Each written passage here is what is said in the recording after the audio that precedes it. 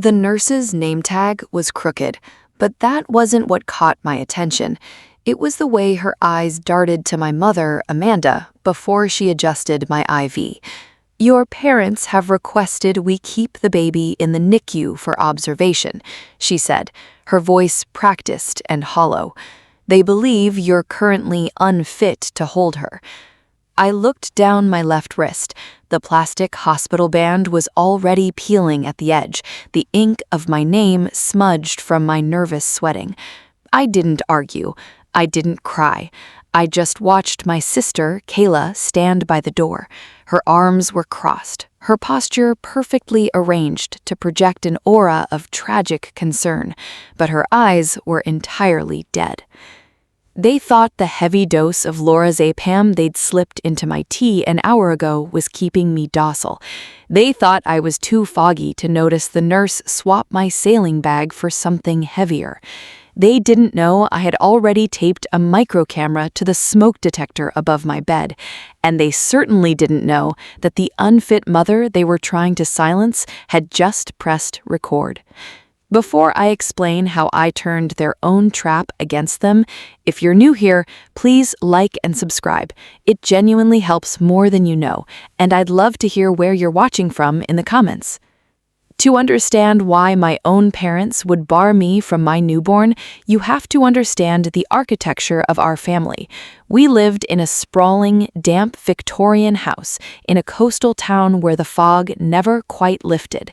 The air inside always smelled of salt, decaying pine, and my mother, Amanda's, heavy lavender perfume. The floorboards groaned in a specific sequence, a sound I knew better than my own heartbeat. It told me who was coming, and more importantly, who was avoiding me. In our house, love wasn't given, it was leased, and Kayla held the prime real estate.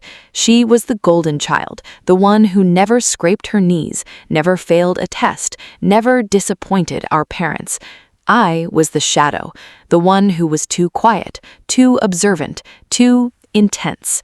When we were children, Kayla would break a vase and cry, and my father, Kevin, would ask if she hurt her hand.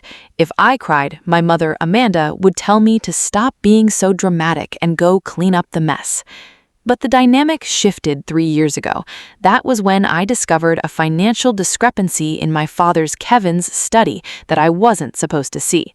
I won't reveal what it was yet, but it was the exact moment I stopped fighting for their approval and started quietly gathering ammunition. I realized our family wasn't bound by love, it was bound by leverage. From that day on, Kayla played the role of the concerned older sister perfectly. She paid for my college when my struggling parents suddenly couldn't. She found me a job. She even introduced me to my fiancé, Mark.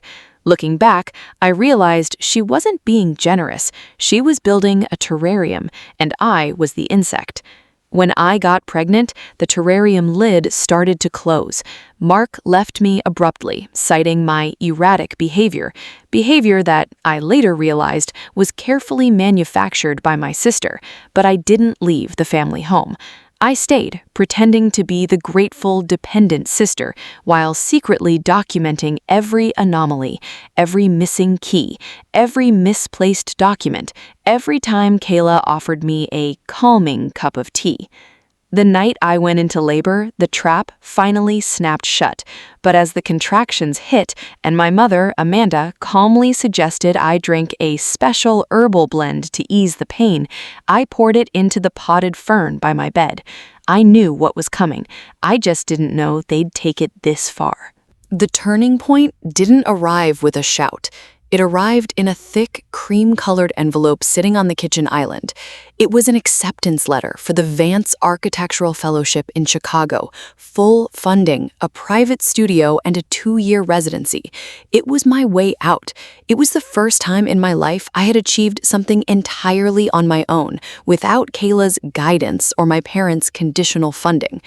I brought it to dinner that night. My mother, Amanda, was serving her signature rosemary chicken.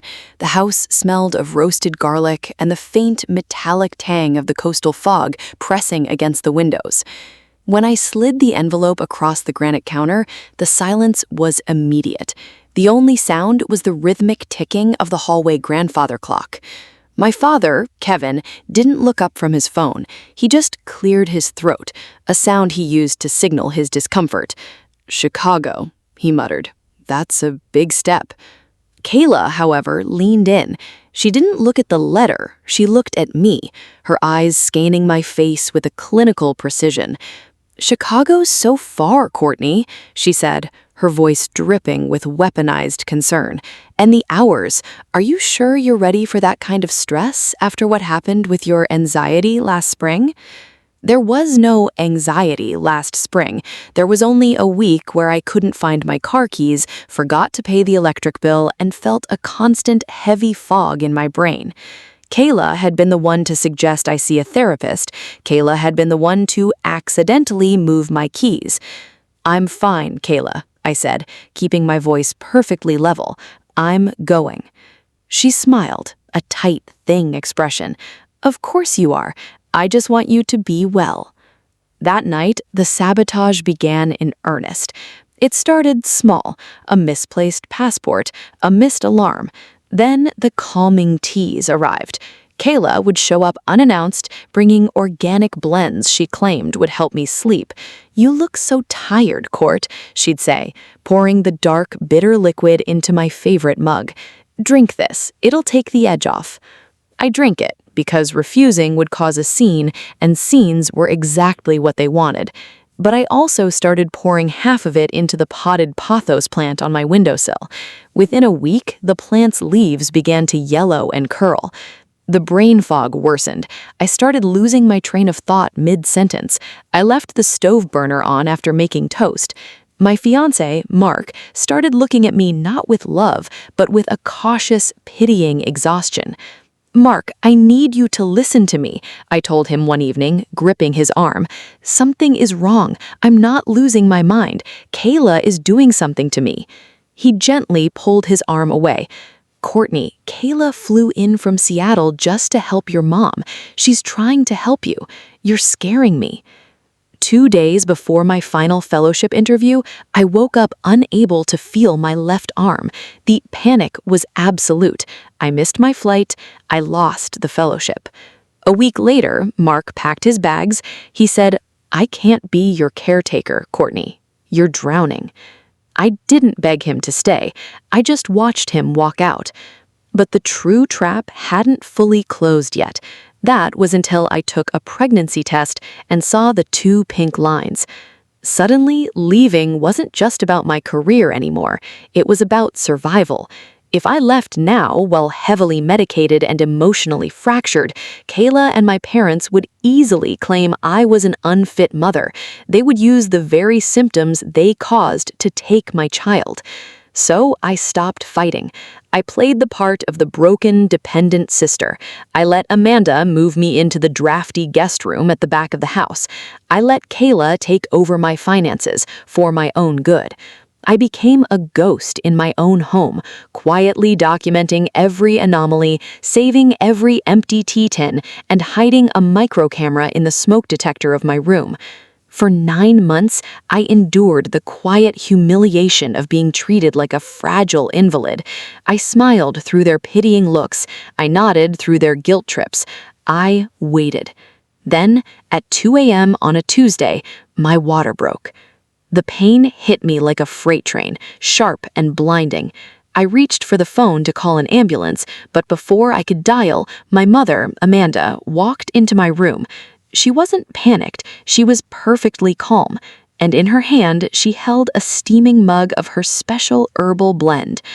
"Drink this, Courtney," she said softly, her eyes entirely devoid of warmth. "We need to make sure you're calm before we take you to the hospital." I looked at the mug, I looked at her, and I finally understood the endgame. I reached for the mug. My fingers brushed the warm ceramic. Right on cue, a contraction ripped through me, a blinding wave of pressure. I gasped, my hand jerking violently. The mug slipped from my grasp. It hit the hardwood floor and shattered, the dark liquid pooling into the cracks. Amanda's face twitched.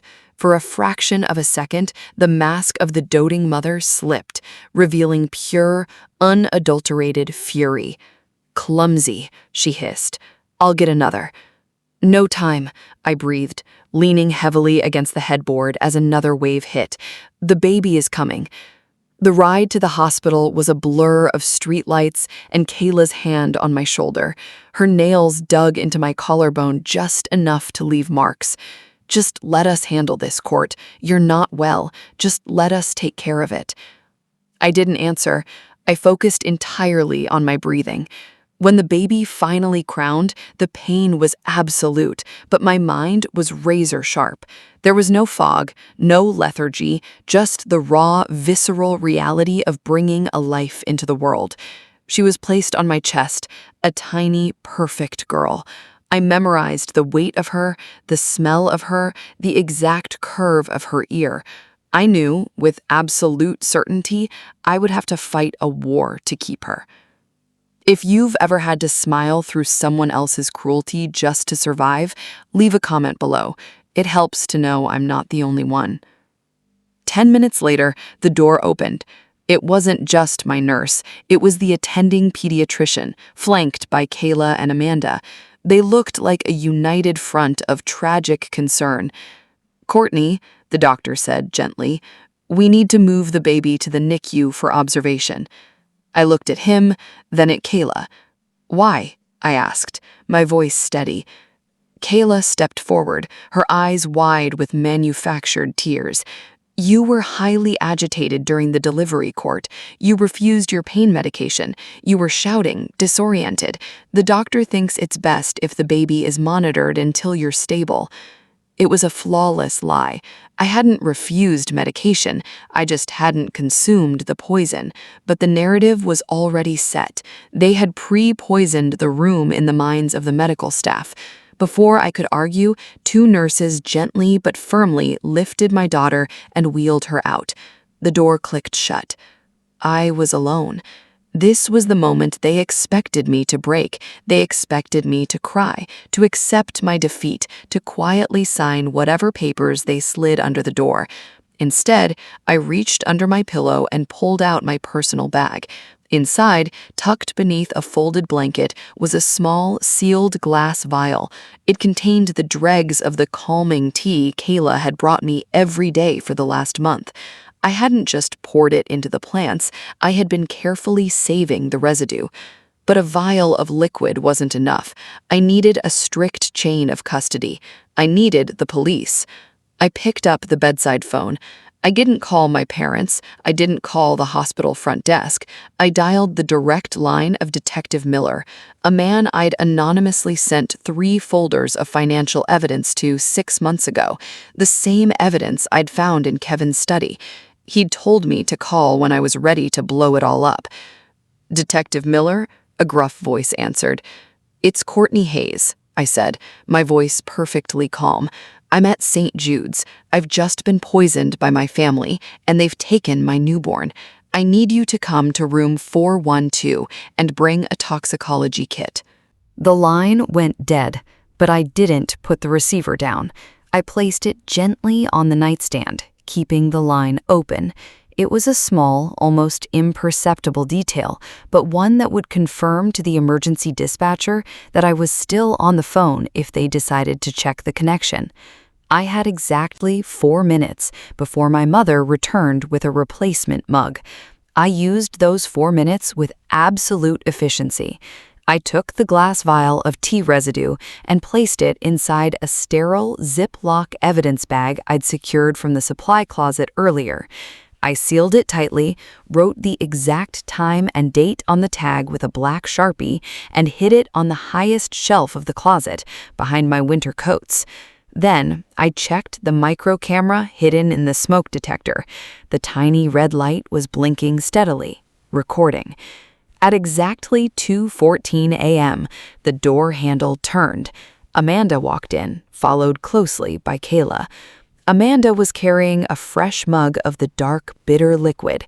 Her face was a perfect mask of practiced, maternal worry, but her grip on the ceramic handle was white-knuckled. "Here we go, sweetheart," Amanda cooed, setting the mug on the tray table. "Drink this. It will help you settle down." "I'm too nauseous," I said, my voice raspy but entirely steady. "I can't keep it down." Kayla sighed heavily, stepping closer to the bed. She reached out to brush the hair from my forehead. "Courtney, please, don't make this harder than it already is. You're scaring the nurses. You're scaring us." Her thumb pressed hard against my temple, a physical reminder of her dominance. "We just want you to get better." "I know," I whispered. I looked directly up into the lens of the smoke detector. Before Kayla could press the issue, a heavy knock echoed through the room. The door opened without waiting for a response. Detective Miller stepped in. He was a large man in a rumpled suit, holding a thick manila folder. Behind him stood two uniformed officers. The temperature in the room seemed to drop 10 degrees.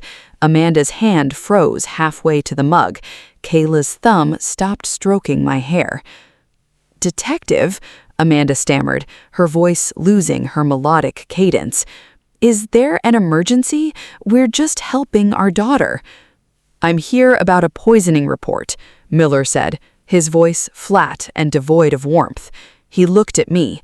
"Miss Hayes, you called us?" "I did," I said, sitting up slightly. "My sister has been administering a substance in my tea for the last 6 weeks. My parents have been facilitating it. They just brought me another cup." I pointed a deliberate finger at the mug on the tray table. Kayla's face drained of color. She took a sudden step backward, her eyes darting toward the door. "That's insane. She's delusional. That's why we brought her here. She's having a psychotic break." "Is she?" Miller asked. He pulled a pair of latex gloves from his pocket and snapped them on. "Because the hospital just agreed to a mandatory court-ordered toxicology screen, and we're seizing that mug." Amanda lunged forward. "You can't do that. She needs her medication." She reached for the mug.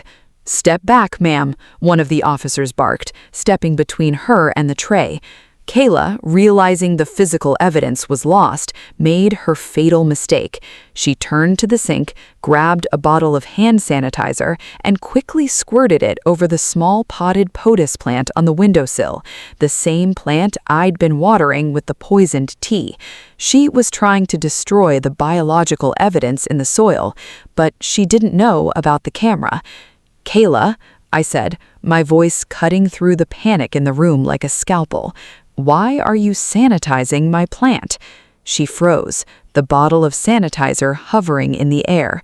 The silence that followed was heavy, suffocating, and absolute.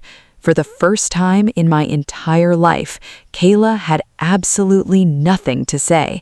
The golden child was finally standing in the harsh, unforgiving light, and her shadow was nowhere to be found.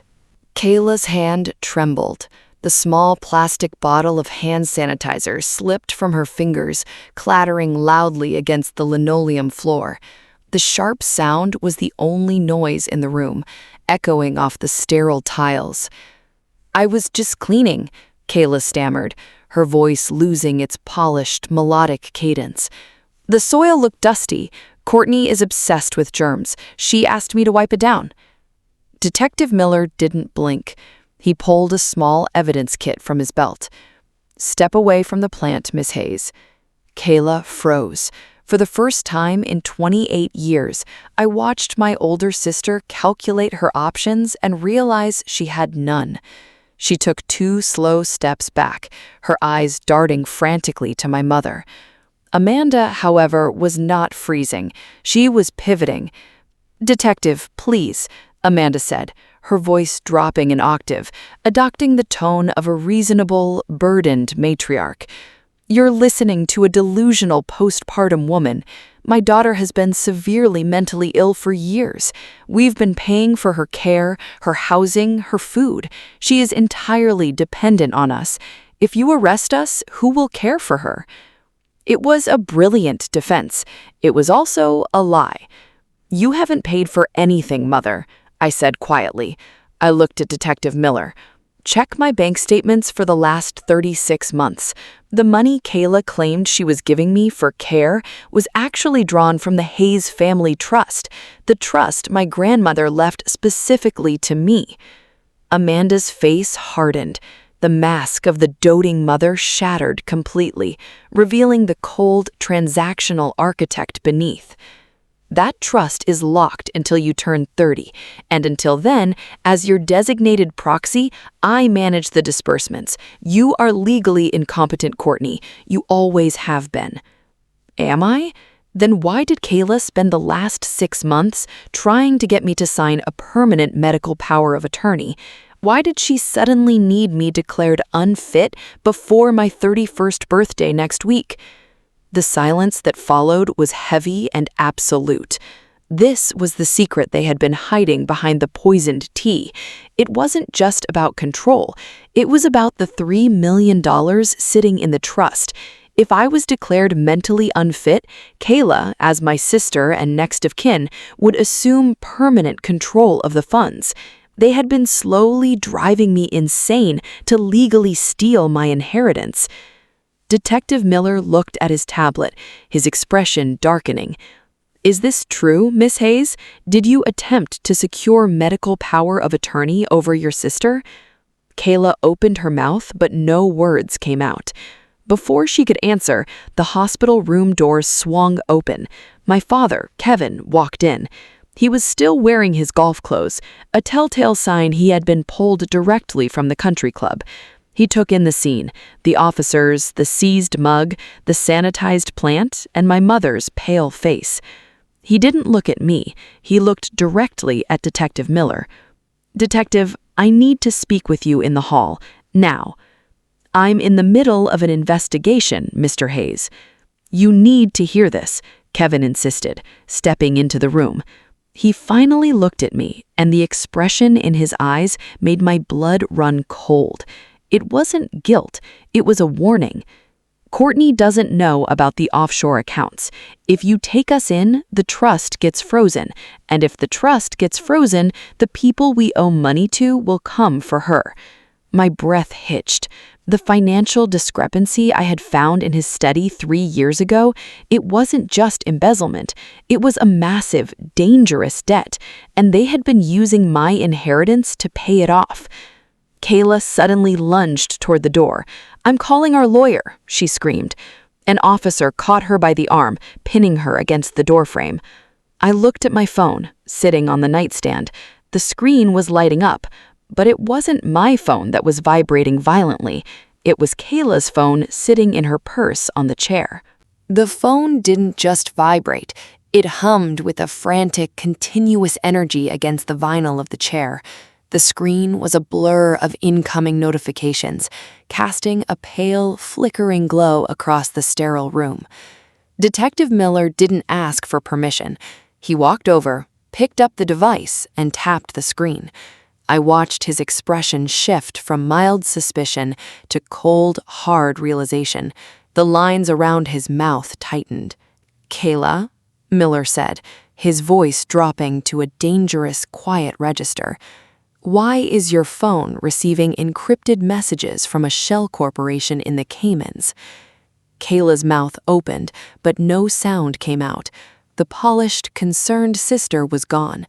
In her place was a cornered animal. And who, Miller continued, scrolling down with a gloved thumb, is the architect? The room went dead silent. Even Amanda stopped breathing. I knew that name.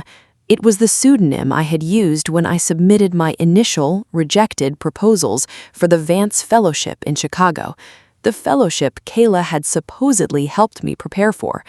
But she hadn't just sabotaged it. She had stolen my architectural designs and sold them to an overseas development firm under that exact pseudonym. You didn't just want my trust fund, I said, my voice barely above a whisper, yet it carried perfectly in the quiet room. You used my identity to launder money for them. The debt Dad's so terrified of, it's not his debt, it's yours. You used my name to set up the accounts. Kevin let out a choked, ragged gasp. He looked at Kayla, his face draining of all color. You told me it was a legitimate offshore investment. You told me you were protecting the family assets. I had to, Dad, Kayla finally shrieked, her voice cracking, entirely devoid of its usual melodic grace. They were going to kill us. I did it to save us. You did it to save yourself, I corrected her calmly. You drugged me to make me incompetent so you could sign the final transfer documents on my 30th birthday. You needed my legal signature to close the loop on the Cayman accounts. Miller stepped closer to Kayla, his hand resting casually but deliberately near his belt. I'm going to need you to unlock this phone. Now. Kayla shook her head, tears of genuine terror finally spilling over her lashes. If I unlock it, they'll know I talked. They'll kill me. If you don't unlock it, you're going to federal prison for identity theft, wire fraud, and poisoning. Your choice. Kayla looked at my mother, desperate for a lifeline. Mom, tell them I'm sick. Tell them Courtney did this. Amanda didn't move. She just stared at her golden child, the illusion shattering in real time. The woman who had sacrificed everything to maintain the family's perfect image was suddenly looking at the very thing that would destroy it. She took a slow step backward, physically distancing herself from her daughter. That was the moment the phone stopped vibrating. The screen went dark. Miller looked down at the device, then back at Kayla. You just missed 112 calls from your partners, he said quietly. They know you've been compromised. He pulled his radio from his shoulder. Dispatch, this is Miller. I need a tactical unit at 442 Elmira Drive. We have a suspect in custody and her accomplices are likely en route to destroy evidence. He looked at me, giving a single, respectful nod. You did good, Ms. Hayes. You can see your daughter now. As the officers led a sobbing, broken Kayla out of the room, and my parents stood in stunned, devastated silence, I didn't feel a surge of triumph. I just felt the heavy, exhausting weight of the truth. Within minutes, there were 112 missed calls, and by dawn, police were at her door. The door clicked shut behind Kayla, taking the frantic, chaotic energy of my family with it. The room was suddenly quiet, save for the hum of the hospital monitors. My parents didn't look at me. They couldn't. Kevin sank into the plastic visitor's chair, his face buried in his hands, the reality of his impending legal ruin finally crushing him. Amanda stood rigidly by the door, her eyes fixed on a spot on the wall. She wasn't mourning her daughter's arrest. She was mourning the destruction of her perfect image. You should go, I told them.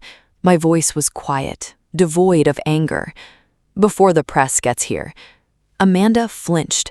She finally looked at me, and for a fleeting second, I saw the mother I had spent my whole life trying to please. But the look vanished, replaced by a cold, hollow defeat. They left without a word. They never came back. 10 minutes later, a nurse wheeled a clear bassinet into the room. I didn't rush to her. I walked over slowly, my bare feet silent on the linoleum. I looked down at my daughter. She was sleeping, her tiny fists curled tight. I reached down and gently rested my index finger against her palm. Her hand opened, and she wrapped her fingers around mine. The grip was surprisingly strong. I didn't cry, I just breathed. The fallout was swift and absolute. Kayla was charged with poisoning, identity theft, and wire fraud. Without her partners to protect her, she flipped on everyone, including our parents, to secure a plea deal. She was sentenced to 8 years in a federal facility. The last time I saw her, she looked smaller, stripped of her designer clothes and her polished veneer. She asked me to visit. I told the guard no. Kevin and Amanda weren't arrested, but their lives were effectively over. The federal investigation froze their assets. The country club revoked Kevin's membership. Amanda's social circle evaporated overnight. They were left in that large, damp Victorian house, drowning in legal fees and the quiet misery of their own making. A year later, Kevin sent me a letter begging for a loan to keep the house. I sent it back unopened. I didn't return to Chicago. Instead, I used the fully restored trust fund to open my own architectural firm right here in our coastal town. I didn't do it for revenge. I did it because I finally realized I didn't need to run away to be free. I just needed to stand my ground. People think that cutting off toxic family members brings instant peace. It doesn't. It brings a profound, echoing silence. But in that silence, I found my own voice. I learned that your worth is never determined by the people who are supposed to love you the most. Sometimes, the people who share your blood are just strangers who happen to know your weaknesses. True family isn't built on DNA. It's built on the quiet, unbreakable foundation of mutual respect. If this story reminded you that your worth was never determined by someone else's approval, share it with someone who needs to hear it.